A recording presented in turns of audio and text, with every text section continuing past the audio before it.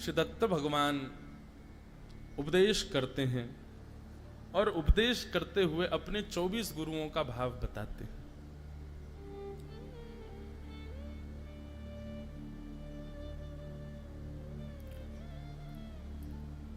सबसे पहले गुरु कौन है कि पृथ्वी वायुर्याकाशम अपो अग्निश्चंद्रमा रवि कपोतो अजगर सिंधु पतंगो मधुकृत गजः कि मधुहा हरिणो मीनः पिंगला कुररोर्भक कुमारी संकृतः सर्प पूर्णनाभिषुपेशकृत एते मे गुरुवो राजम् चतुर्विंशतिराश्रिताः शिक्षावृत्तिभिरेतेषाम् अन्वशिक्षामिहात्मनः।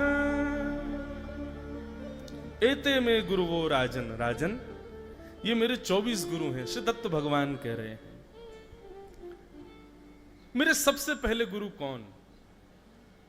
बंधुओं, ये 24 गुरु बनाना, पहली बात तो यहां पर आपको स्पष्ट एक बात कर दें कि इसका अर्थ आप उसमें मत ले जाइएगा कि आप जिसको चाहे उसको अपना दीक्षा गुरु बना सकते हो।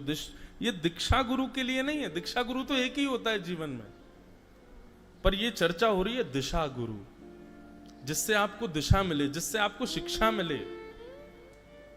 उसमें तो 24 भी कम है, आप अनंत लोगों को बना सकते हो। पर दत्त भगवान के इस प्रसंग को सुनने के लिए सबसे पहले जो आपको करना पड़ेगा वो अपनी दृष्टि में भेद रहित होना पड़ेगा, क्योंकि भेद रहित ही ऐसे गुरु बना सकता है।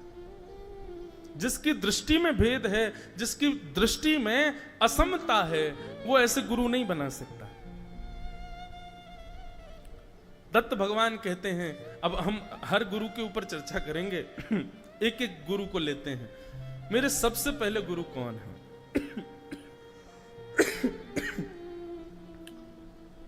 भगवान श्री दत्तात्रेय कहते हैं पृथ्वी, ये मेरी सबसे पहले गुरु है। राजन, मैंने पृथ्वी से क्या सीखा? पृथ्वी के अंदर सबसे बड़ा गुण क्या होता है कि पृथ्वी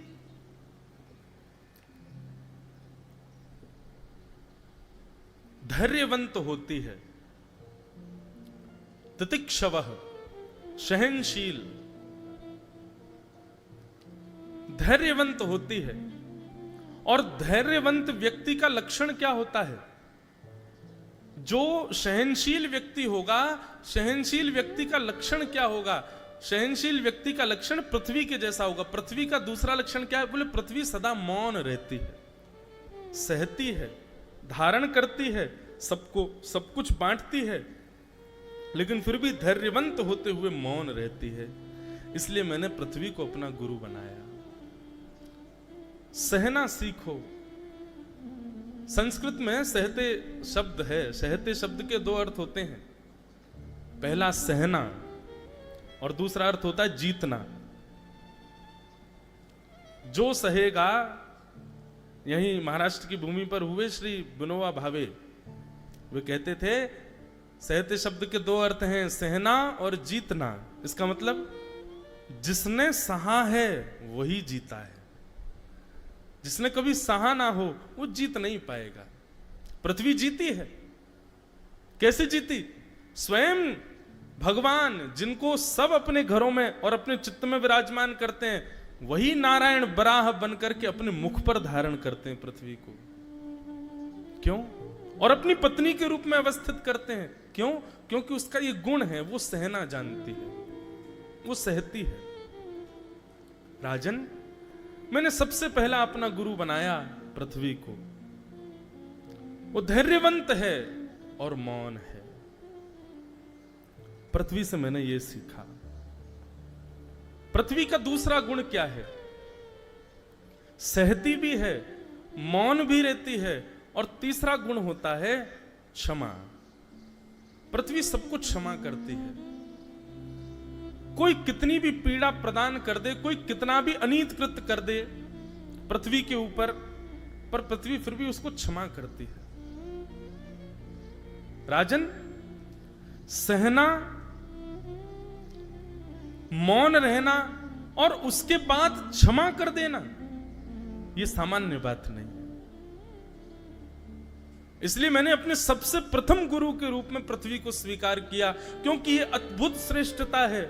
जिस व्यक्ति के अंदर ये 3 लक्षण आ जाए ना, दत्त भगवान कहते हैं उसके चरण पकड़ लीजिए, वो आपके पूजन के योग्य है। जो सहता भी है, मौन भी रहता है और सह करके फिर क्षमा भी कर देता है। ये 3 लक्षण मैंने पृथ्वी से सीखे, इसलिए मेरी प्रथम गुरु का नाम है पृथ्वी। लोगों का गृह कार्य क्या है? पृथ्वी से और क्या सीखते हैं हम? बहुत कुछ सीखा जाता है। पृथ्वी में कितना भी गड्ढा कर दो, लेकिन पृथ्वी अपने आप उसको भर लेती है। कभी तुम्हारे पीछे नहीं पड़ेगी कि तुमने किया तुम ही भरो, नहीं, पृथ्वी अपने आप को भर लेती है। दूसरा गुण, 2-3 गुण मैं बता दूं ताकि आप लोगों के लिए घर कार्य के लिए कुछ बचे ही नहीं। तभी तो दिमाग दौड़ाओगे, तभी तो कुछ लाओगे। तो पृथ्वी के 2-3 गुण तो श्री दत्त भगवान बता रहे हैं। पहला, कैसी है? सहनशील। दूसरा, मौन। तीसरा, क्षमाशील।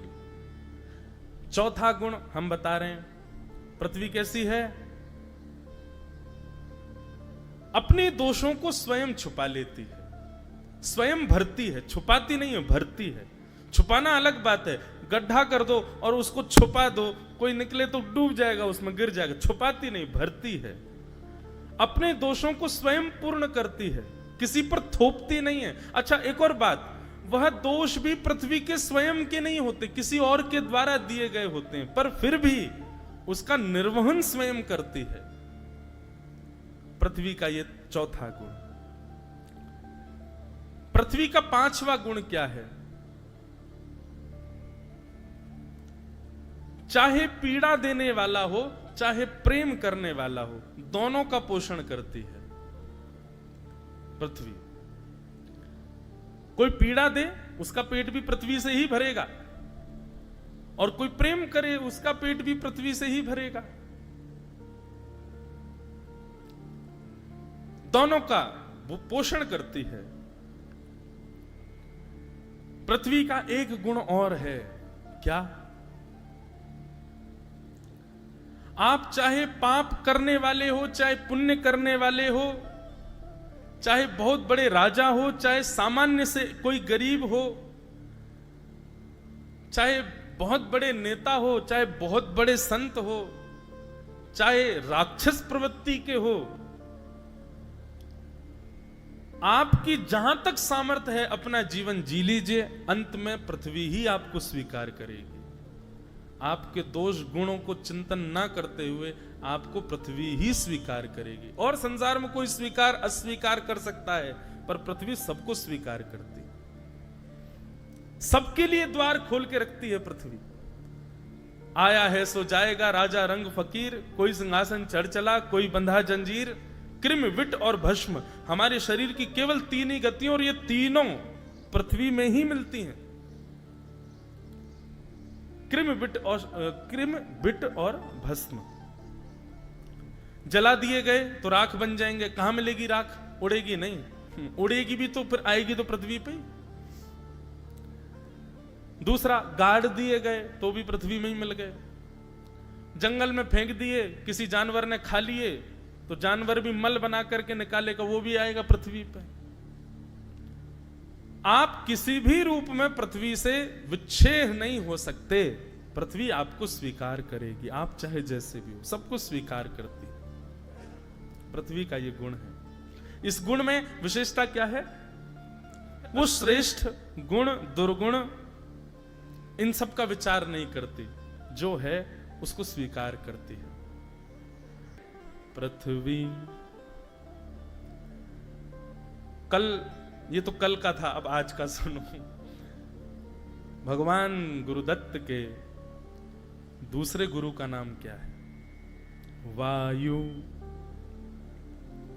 पृथ्वी प्रथम गुरु है और वायु दूसरी गुरु है। अच्छा, एक और बात सुनिए,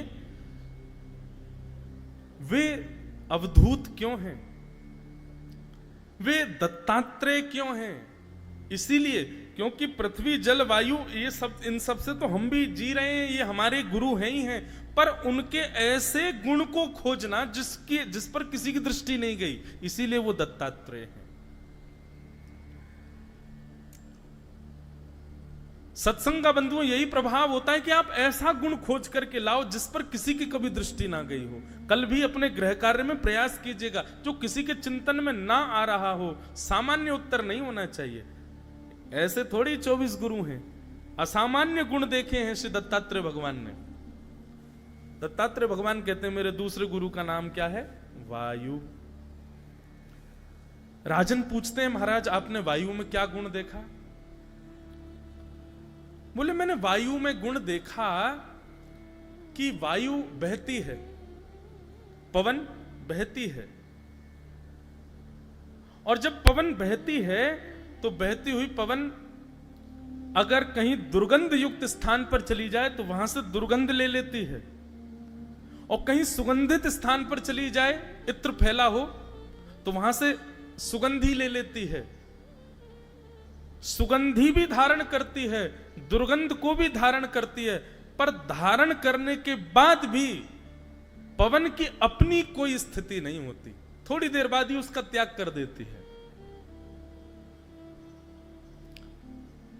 अगर इत्र कहीं फैला है तो वहां से हवा आएगी तो निश्चित है कि वहां से सुगंधी आनी है, पर क्या वायु उस इत्र की सुगंधी से आसक्त होकर सदा के लिए उसको अपने पास रखती है? नहीं, थोड़ी देर बाद त्याग कर देगी और स्वच्छंद अपने वास्तविक रूप में आ जाएगी। वास्तविक रूप कैसा है? ना दुर्गंध युक्त है और ना ही सुगंधी युक्त है, सामान्य है। वायु की कोई सुगंधी नहीं होती, वायु का कोई गुण लक्षण नहीं होता। राजन कहने लगे, बोले गुरुदेव थोड़ा विस्तार से बताइए ना कि आपने वायु के इस लक्षण से क्या सीखा? बोले मैंने वायु के इस लक्षण से यह सीखा, राजन मानव अपने शरीर के पोषण के लिए भोजन भी करता है, अपने शरीर के पोषण के लिए सांसारिक कुछ वस्तुओं का, जो बहुत उपयोगी हैं, उन वस्तुओं का उपयोग भी करता है, पर उसकी दुर्गति कब हो जाती है? जिन वस्तुओं से शरीर पोषण करता है उस वस्तु को ही सर्वस्व मान लेता है। उसको वायु की तरह होना चाहिए। जिस प्रकार वायु दुर्गंध और सुगंध के स्थान को ले तो लेती है, लेकिन उतनी देर के लिए ही लेती है जितनी देर की आवश्यकता है, उसके बाद पुनः अपने स्वच्छंद रूप में आ जाती है। ठीक ऐसे ही मानव को सीखना चाहिए वायु से कि वायु कि मानव भोग्य वस्तु को केवल उतना ही सेवन करे, केवल उतना ही ग्रहण करे जिससे उसकी उपयोगिताएं पूर्ण हो जाएं। उसको अपनी छाती पर रख करके अपने संपूर्ण जीवन को केवल सांसारिक विषय भोगों के महल में बांध करके ना रख ले, वो वायु की तरह स्वच्छंद हो। ये मैंने वायु से सीखा। सीधी बात, ये तन मैं हूं ऐसी विचारधारा नहीं। ये तन भी गंध और दुर्गंध की तरह है, कुछ देर के लिए, कुछ सालों के लिए, कुछ वर्षों के लिए मुझे प्राप्त है, बस इससे अपने प्रारब्ध कर्म करने हैं, उसके बाद मुझे इसका भी त्याग करना है। मैं स्वच्छंद नित्य मुक्त शुद्ध आत्मा हूं, ऐसी भावना चित्त में धारण करे। ये मैंने अपने दूसरे गुरु से सीखा। कितना सुंदर भाव। तो वायु से क्या सीखा, समझ में आई ना बात? भगवान गुरुदत्त कहते हैं वस्तु के उपयोग के लिए मना नहीं किया गया, सांसारिक भावों के उपभोग के लिए मना नहीं किया, पर जितनी आवश्यकता है बस उस आवश्यकता की पूर्ति होने पर पीछे मुड़ करके उसको ना देखे। आज गुलाब जामुन बने थे, पाए आप लोगों ने? क्या सुंदर। लेकिन उसका रस ले लिया, लेकर के और अपने क्षुधा को तृप्त करके आप अपने कक्ष में चले गए, आदि आदि भाव। पर कई बार ऐसा होता है बंधुओं, आप किसी स्थान के किसी भोग्य वस्तु को लेते हैं और उसका रस ऐसा जिह्वा पर लग जाता है, अब 5 साल बाद भी आपसे कोई चर्चा करे तो आप वही बताते, वहां का गुलाब जामुन, वहां की दाल, वहां का ये जो हमारा स्वभाव स्वरूप बन जाता है संसार की वस्तुओं के प्रति, इससे मुक्त होना अवधूत कहते हैं। ये मैंने अपने गुरुदेव, दूसरे गुरु वायु से सीखा। वायु का दूसरा गुण जो सबको पता है, शीतलता प्रदान करती है, सबको सुख देती है।